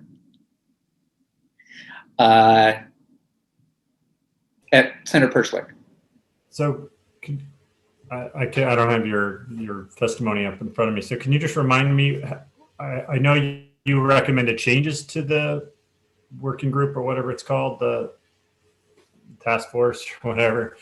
But did you say whether you thought one was needed, or if that this could be done some other way, or like Secretary French suggested, just having a task force just talking about the policies around discipline? Did you touch on that? I think the three of us talked about it. I don't necessarily think that it's needed as long as there's a mechanism in place to make it happen. But I'd like to have Jeff and Sue answer for themselves on that. Hi, this is Jeff Francis. Can everyone hear me okay? Yes. I'm the Executive Director of the Superintendent's Association.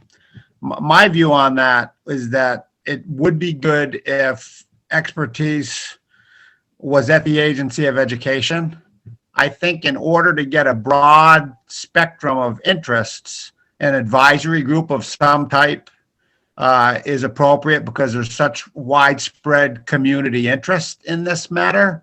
But when you take a look at some of the functions of the task force per se, they could be handled by well-qualified employees with something akin to a advisory group or an oversight group, so that you had a broad spectrum of interest regularly checking in on this matter, both in terms of practices in schools and the data. But the notion that you would form a larger group to do what I would refer to as sort of the expert work or administration might not be required.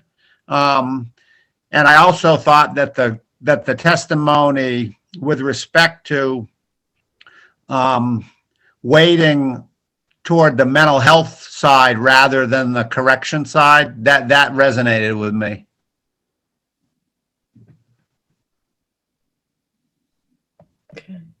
This is Sue Siglowski. I'm the Executive Director of the School Boards Association, and I would be in agreement with the comments that Jeff Francis just made. Thank you. Thank you. Other questions or comments? Yes, please, Senator Hooker. So once again, it seems that people are in agreement that things are already known. There's the data that things should begin.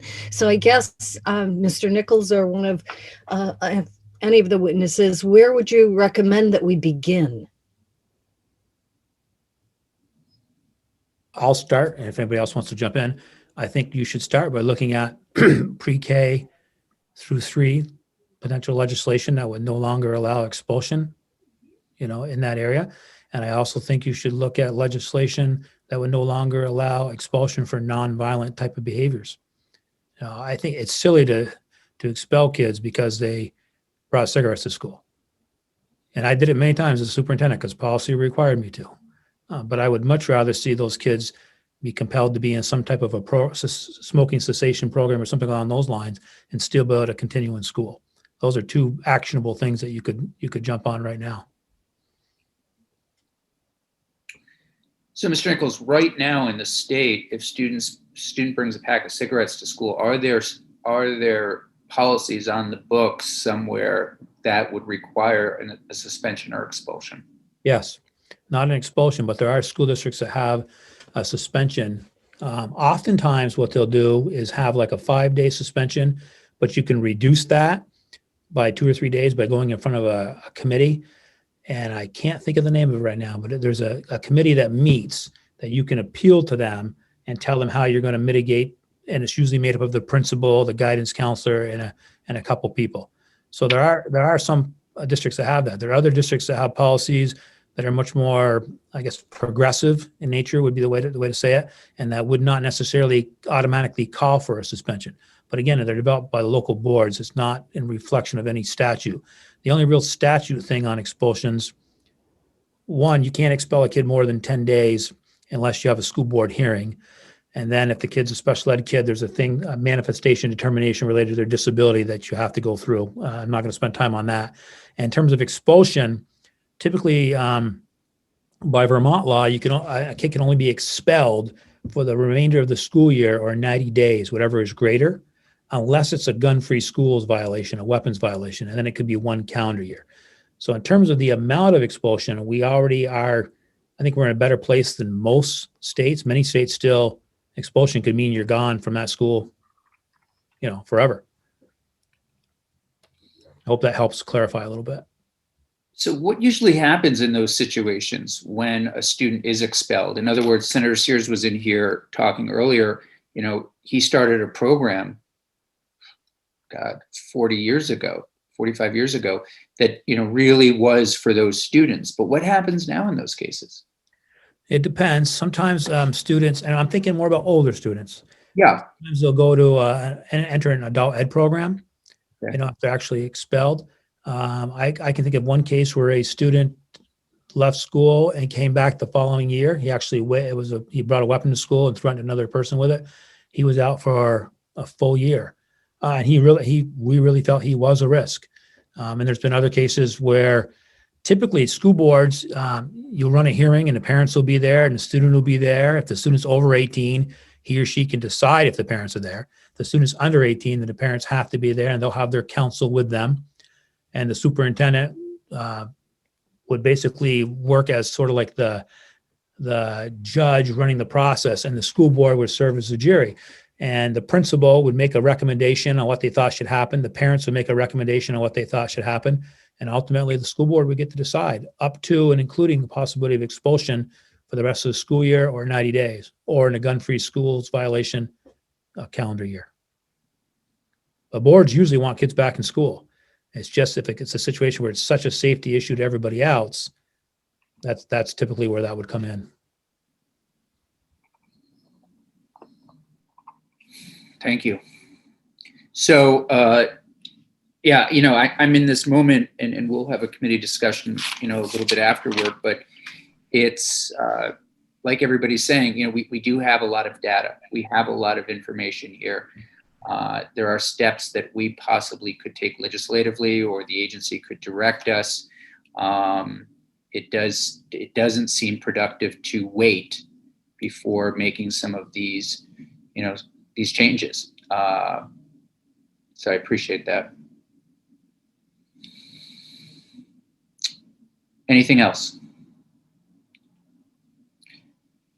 I think we have, okay, thank you. I think we have one more witness, Ms. McGuire.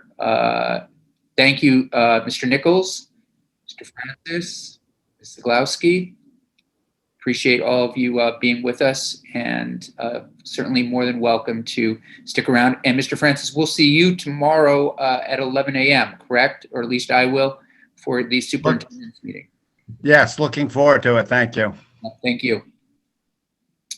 Ms. McGuire, welcome to Senate Education.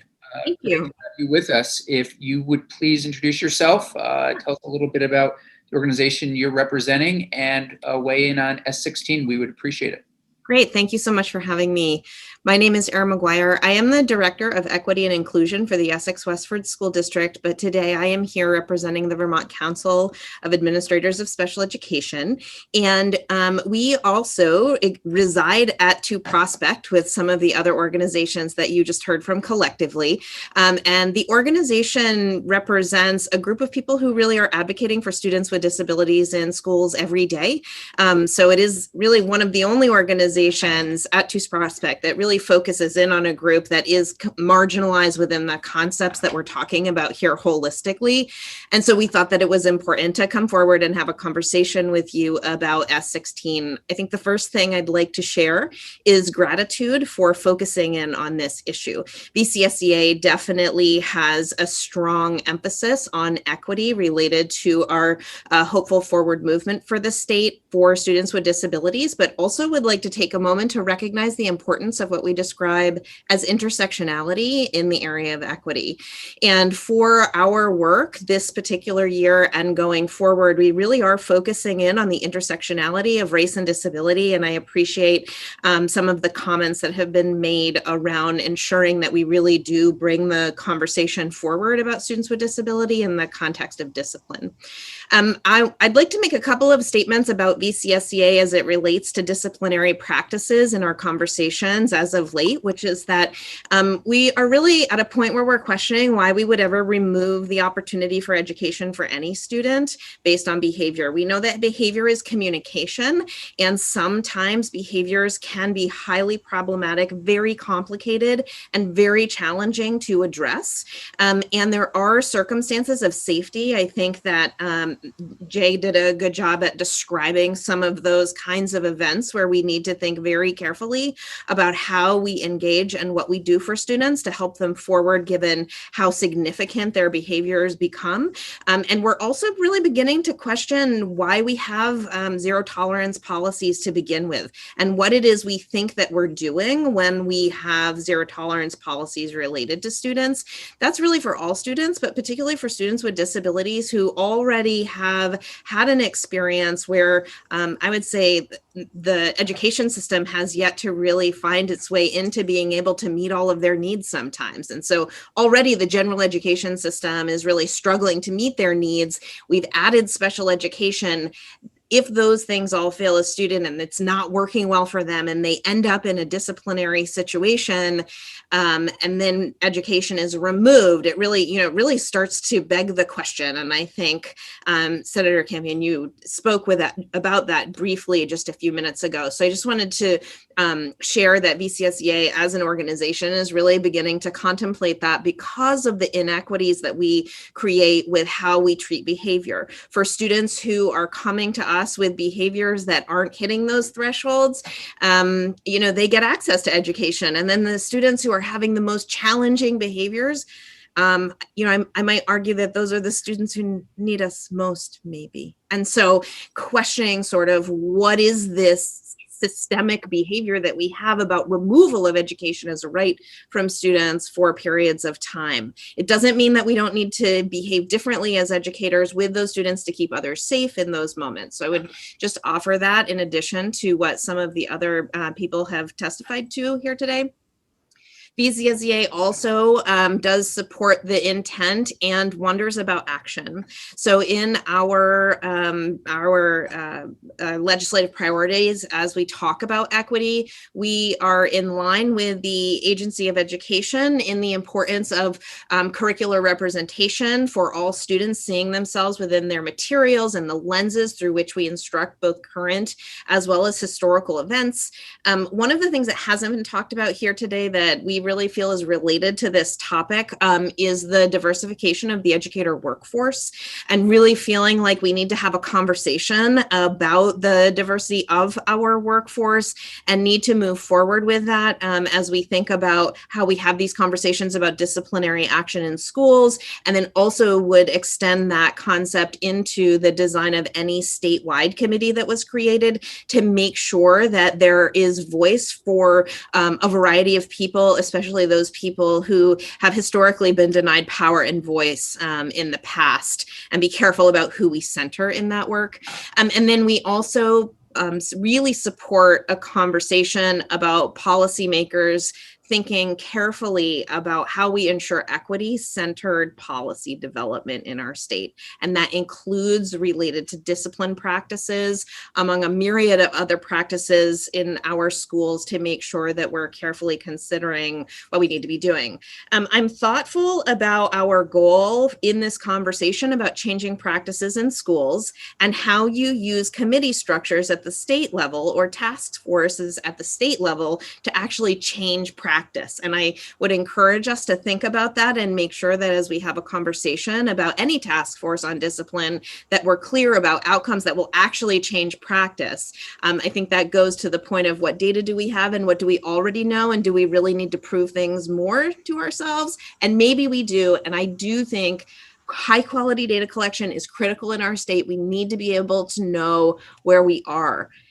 In school districts, disaggregating data and understanding intersectionality within your data through an equity lens is a critical next step to change educational practices at the local level. And so what we might be able to do related to the expectation of school districts reviewing their own data and running root cause analysis and understanding what their data says and how that should relate to practice change shows up for me as I think about the work that we're talking about here versus a statewide conversation about what our statewide data says and then what. So again, sort of linking it back into the then what.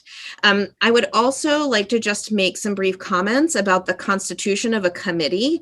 I do think it's important that you have a role for a director of special education. In the current bill, it's special educators. And there's a difference in that, to Jay's point about the complexity of manifestation determinations and the responsibilities that directors of special education hold in determining disciplinary outcomes and working through what is and is not a manifestation of a disability in a disciplinary context. That definitely is administrative work, and I think needs to hold a special role within the context of this conversation if you do move forward with a bill that really dives deep into data and understands what that data says. I also wonder about a director of curriculum because of the intersection of curricular work that I keep hearing about in this context, and also the potential for something broader than just discipline.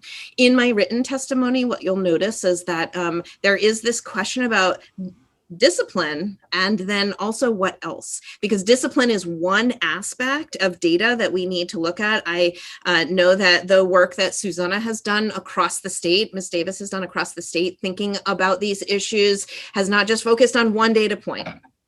And when we just focus on one data point, we might get stuck in that data point. And there are a myriad of data points that we need to be considering related to equity issues across schools.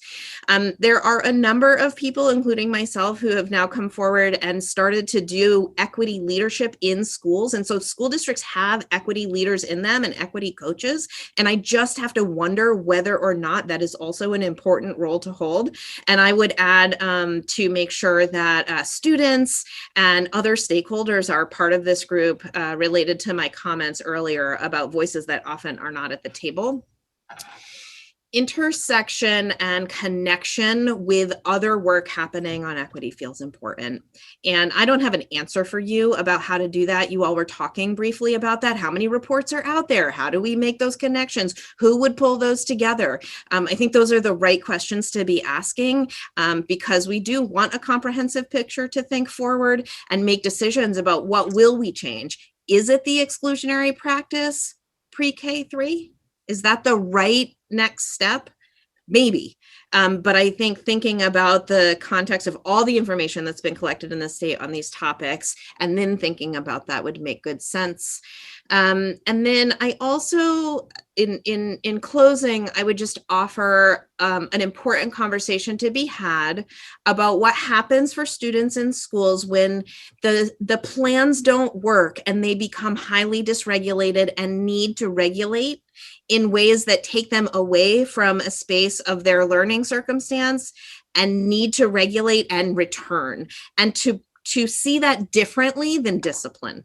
And so there's a nuance there that I think is just important to note, and I'm not really sure how to handle that. Maybe it's within the context of definition and being really clear about that, and what is and is not a removal versus what is or is not actually a strategy to help a student regulate. Taking proactive breaks from learning environments that can be overwhelming and be a very helpful tool for some students, particularly our youngest learners who really need to move and maybe have some other opportunities for deeper relationship than being in a large group at sometimes. So I just want to make sure that as we have these conversations, we recognize the complexity of student needs and the difference between exclusion and support. So I'll leave it there and offer an opportunity for questions. I really appreciate you having me. That was terrific. No, thanks for joining us. Questions? Senator Hooker. Just a comment that a lot of what you're talking about, Aaron, I think is in practice in some schools. I know that when I was teaching, there was a problem in the classroom, especially with kids with special needs. They were often given a break taken, removed from the situation that was that they were in for just a little while and then brought back. So I'm interested in hearing you talk about this as not discipline, not a disciplinary action. So that sounds like an interesting idea to me. Thank you. I appreciate that. And I think the definition of what is and is not removal becomes important in that context. So as we look at our data, it just gives you evidence of how complicated it is to collect this kind of data. What is a removal versus what is a support? How do we know that? And how are we reporting that? And are we reporting it consistently or not?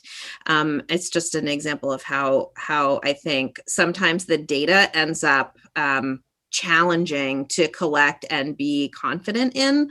Is it about the amount of time that they're gone? Is it whether or not it's in their plan or not?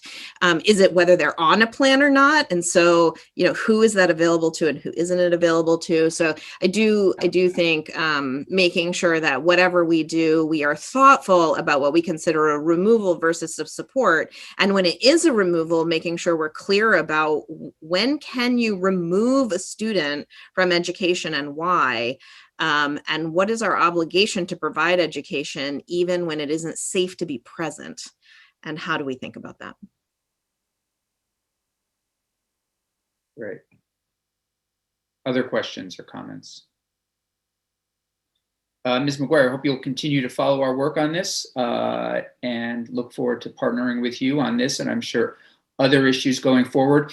If at any time you notice there's something on our calendar that you would like to weigh in on and have not received an invitation, please just simply reach out to us and we'll make certain that you are there. I appreciate that. Thank you very much. It was good to see many of you that I know. Nice to meet those of you that I do not, and I look forward to future work with you. Thank you. Great.